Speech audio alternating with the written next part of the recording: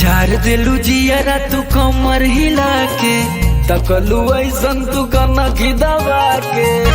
कुछ भइल का? अरे बहुत कुछ हो। झाड़ दिलू जियरा तू कमर हिला के तकलू ऐसन तू कनखी दबा के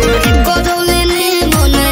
बाबू अंगर के झाके बा अच्छा खाली अखियाँ मोरले बानी अभी हौसल बाके बा खाली अखियाँ मोरले बानी अभी हौसल बाके बा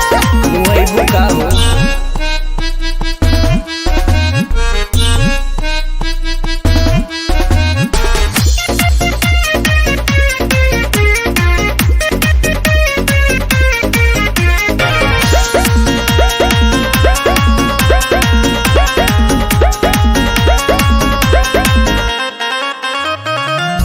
पतरी कमरिया हिला के पागल बनैले गाँव छोड़ा ढीला हिलैले ई का देखला आगे आगे देखा हाँ। देख के तू ना जहरा सलट जइबा लागे घोघरी के हम पलट जइबा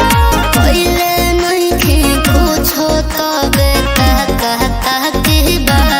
आई रे खाली अखियाँ मोरले बानी अभी हौसल बाके बा यो खाली अखियाँ मोरले बानी अभी हौसल बाके बा अरे हाथ से तू अमर उतर जैती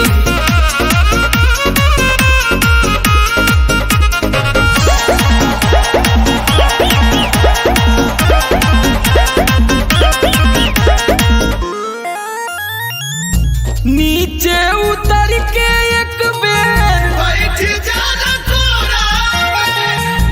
रुपया उड़ावा तानी ले जा भर के बोरा अरे ले जाके बैंकवा में जमा के दा ए दरगाह सुना ढोल पको मोरो जानो तने रंग बाज हो सो मोरो विकास चंचल ई तोहरेला पहिले खोरा के बा खाली अखियाँ मोरले बानी अभी हौसल बाके बा खाली अखियाँ मोरले बानी अभी हौसल बाके बा हाथ तुम एक पीस बाड़ू